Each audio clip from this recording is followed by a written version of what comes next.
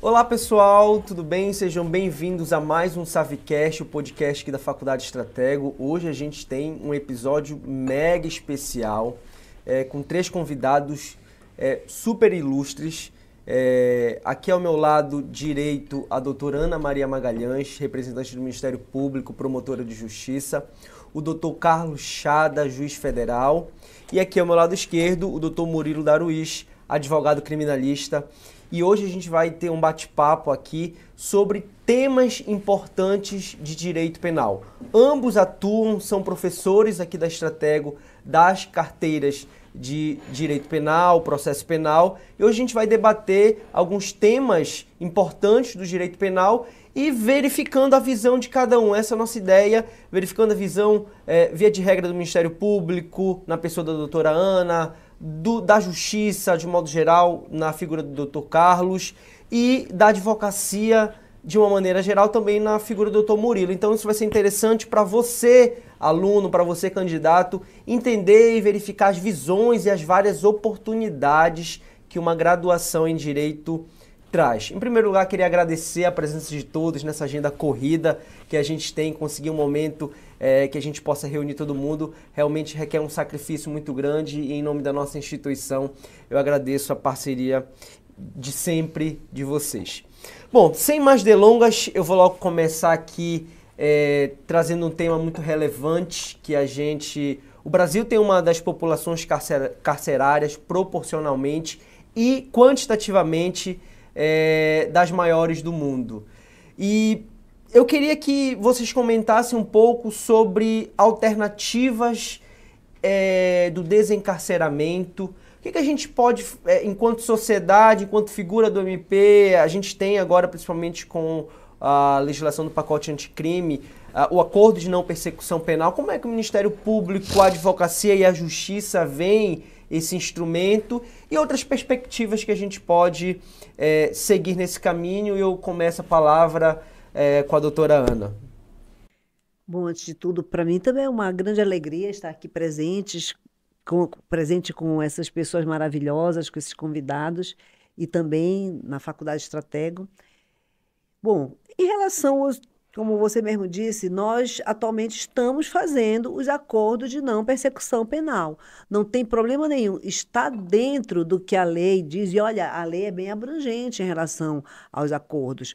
As exigências são pequenas.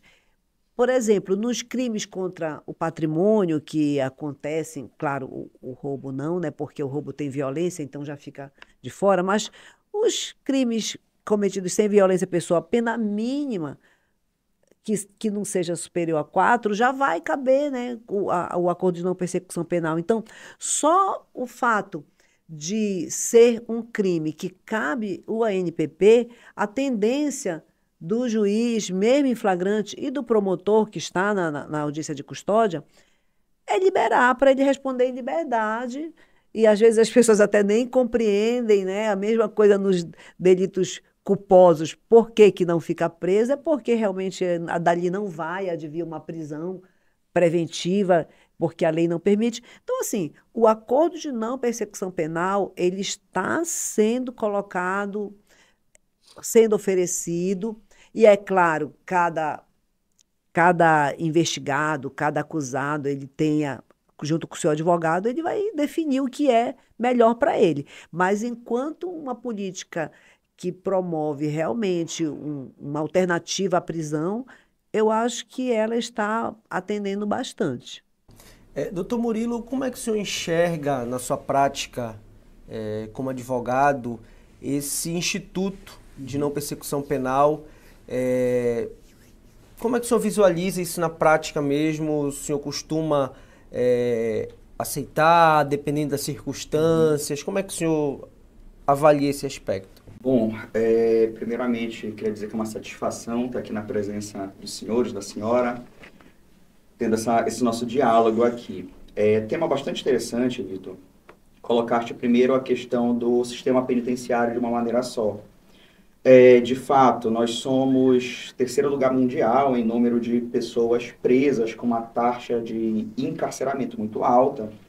E, de fato, o acordo de não persecução, ele é mais uma medida né, que contribui para uma alternativa à prisão. Nós já temos, né, no nosso ordenamento jurídico, nós já tínhamos transação penal, composição civil de danos, né, as próprias penas alternativas que vão ali afastar o indivíduo do cárcere, né, de uma maneira geral, e o acordo de não persecução criminal é mais um instituto que veio com esse objetivo. Eu, como advogado, de fato, eu compreendo que tem uma importância bastante grande e eu costumo orientar os clientes a, de fato, fazerem o acordo de não persecução. Obviamente, não entrando numa discussão já muito complexa, existem suas ressalvas, né, essa justiça negociada, por vezes o cliente, ele tem até uma perspectiva até de absolvição, mas às vezes ele prefere fazer o acordo. Ele pensa assim, não, vou fazer logo o acordo e me livrar do processo em si, né? Eu, de fato, portanto, em resumo, eu entendo que é um instituto muito importante, é mais um instituto despenalizador ali, no sentido de afastar o cárcere, mas como advogado sempre também olho com aquelas ressalvas em relação à justiça negocial.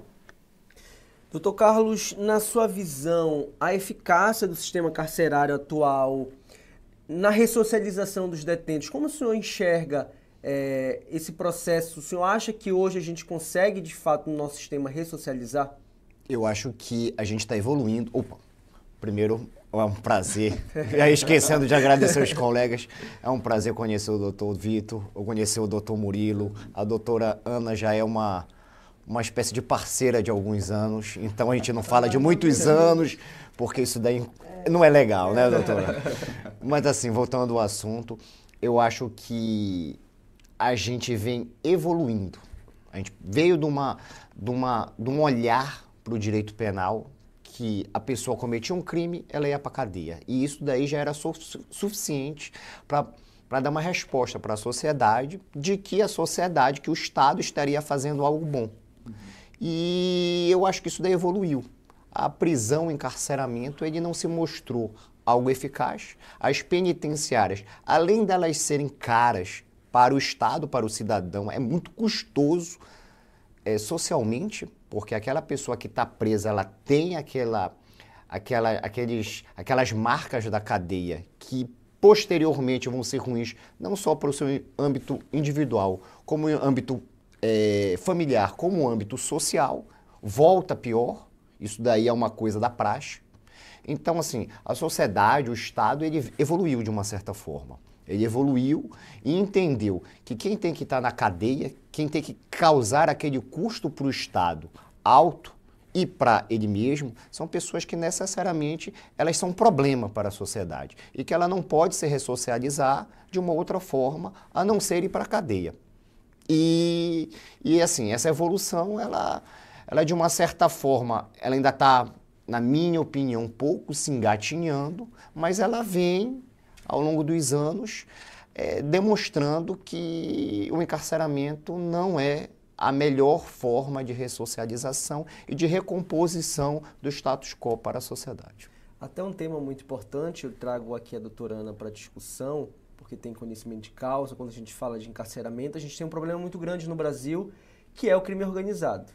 Então, por vezes, a pessoa entra no sistema penitenciário por um crime de menor potencial ofensivo, enfim, um crime sem violência, e acaba sendo recrutado por organizações criminosas, pela sobrevivência no próprio sistema.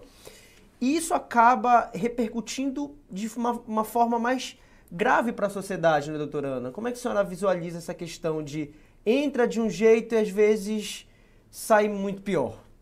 Olha, eu tenho uma visão um pouco diferente, né? Não sei se é porque eu sou promotora de justiça, eu peço, venha aqui, né? Então, um dos pontos, por exemplo, eu acho que a pena, não uma pena qualquer, não qualquer crime, mas, por exemplo, homicídio, estupro, eu acho que essa pena deve ser punitiva mesmo, retribuição ao mal causado, que ela não tem o objetivo de ressocializar aquela pessoa, e sim de realmente que ela, no popular, pague pelo crime, que é uma visão que eu tiro das pessoas que eu atendo, das familiares que se sentem revoltadas quando vê que não teve um resultado nesse sentido de fazer o criminoso pagar pelo crime.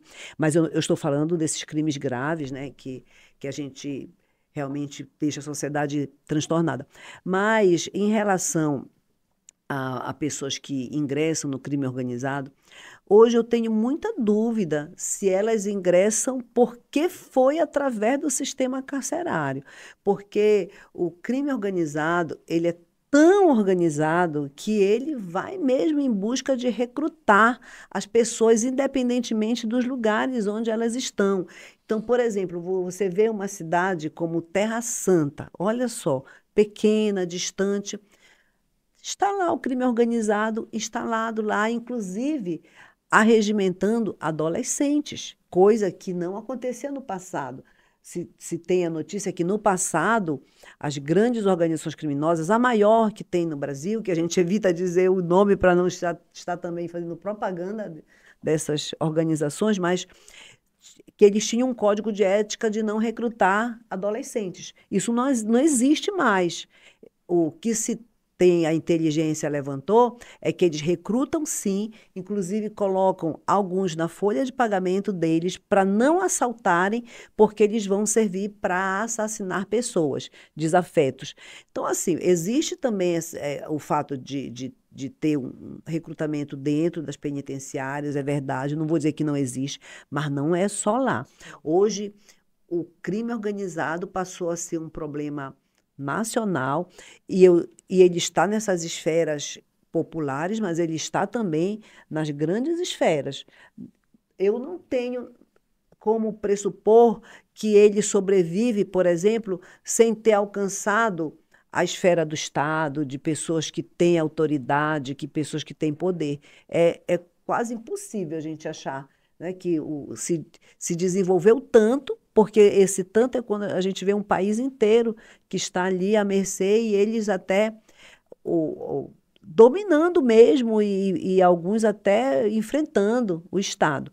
Então, isso aí deve ter crescido, com certeza, propiciado por uma grande parte de corrupção. Muito interessante essa perspectiva. Vamos avançando, trazer outro tema aqui importante, que a doutora Ana tocou na questão da inteligência e nos estudos levantados pelo Ministério Público, enfim. E eu queria trazer aqui à tona uma discussão, um ponto muito importante. A utilização da tecnologia no processo investigativo, no processo criminal como um todo. E aí eu começo aqui com o doutor Carlos. Como o senhor enxerga ou quais impactos o senhor visualiza na utilização da tecnologia para o processo criminal de modo geral? Vitor, eu só queria tocar um ponto da doutora Ana, que ela estava falando e eu estava ficando com vontade de falar. A gente tem que separar, muito bem separado, aquela pessoa que eventualmente pega uma arma, comete um assalto, ou então subtrai uma bicicleta, do crime organizado.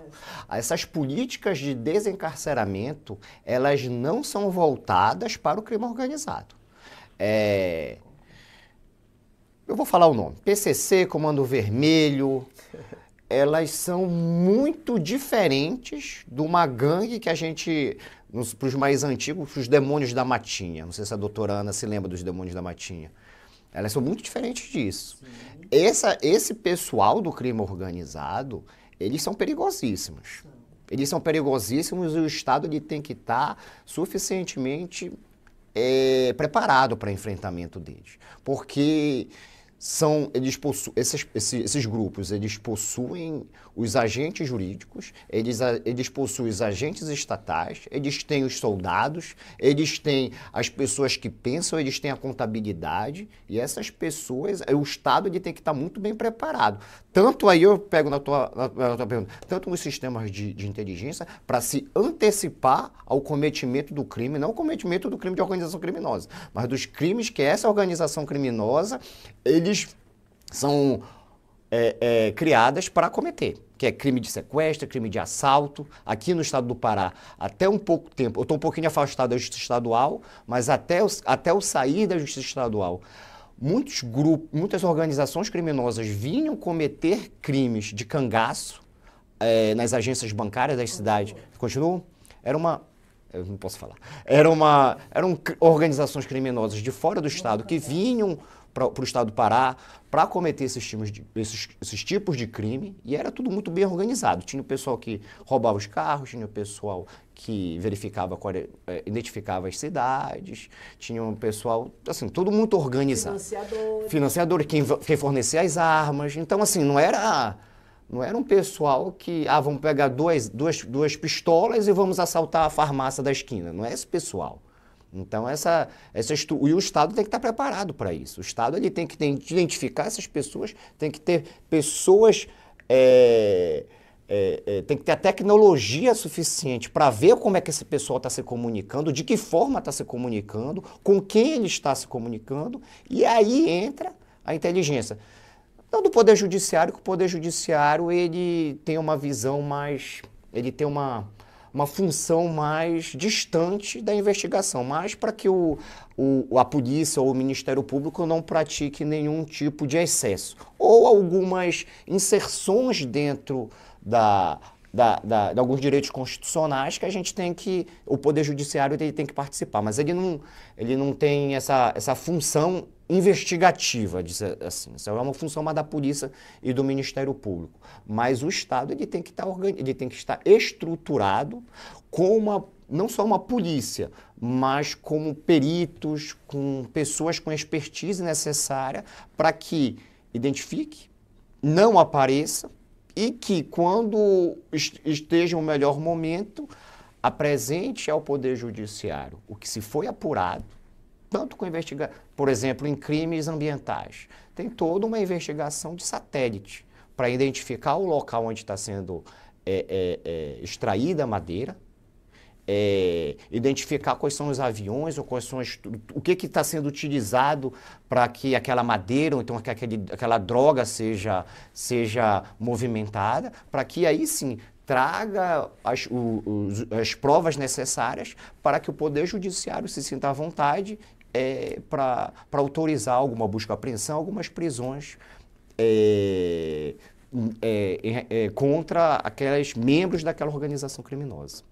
Maravilha. Aí, doutora Ana, é importante a gente perceber ao longo dos anos que a senhora atua no Ministério Público, a senhora percebe uma evolução através dos processos tecnológicos, através do uso da inteligência na investigação. Hoje o Ministério Público, o Estado de modo geral, ele está muito mais preparado tecnologicamente para enfrentar e lidar com todos esses problemas? Com certeza. Hoje em dia nós temos... Eu trabalho com investigação atualmente. Desde 2021 eu estou nessa área, no braço investigativo do Ministério Público. Então, os equipamentos que foram adquiridos, e eu não posso me adentrar muito neles, porque como é um podcast aberto, a gente não vai entregar, né, nossas armas assim. Pois é. Mas os equipamentos que foram adquiridos, o sistema de busca, até de imagem, de foto, são sistemas caros, mas que a gente conseguiu fazer esse investimento. Não só nós, a polícia também. A polícia de 2020 para cá, ela cresceu muito na questão do combate ao crime organizado. Agora, nós queremos passar para uma segunda fase, que é muito importante, e nós temos, inclusive, uma vara de combate ao crime organizado com 3 juízes, já foi despersonalizado justamente para não ter esse problema. Chegou num ponto que o juiz disse assim, só sou eu aqui decretando prisão, medidas e tal. Aí foi entendido que precisava ter esse colegiado, né? Então tudo é assinado por 3, decidido por 3. E que nós tivemos que aprender muita coisa para até poder saber o que existe disponível no mercado. Uma viagem que eu fiz agora recente, para Natal, foi a empresa que... Uma das empresas que tem todo esse equipamento, parafernália de investigação e de inteligência disponível no mercado, eles foram apresentar o que eles têm e as possibilidades de uso. A gente tem que aprender. Às vezes eu digo, nossa, eu vou ter que aprender tudo isso nessa idade, é muita coisa para mim. Mas aí vem aquele desafio, né? Não, você tem que... É assim, nós estamos no século XXI. Se você quiser viver no mundo que é analógico, você vai ficar para trás. Então, hoje, a investigação, ela é, sim, digital, tecnológica. E o detalhe, já, só para encerrar, que é a minha fala, que eu sei que eu falo muito, mas o detalhe, esses crimes que todo dia as pessoas são vítimas, R$ 1.000, não sei quantos mil, e é o carro que estava no nome do fulano, do nada passa para outro nome, ou aparece alienado num banco. Isso é crime organizado.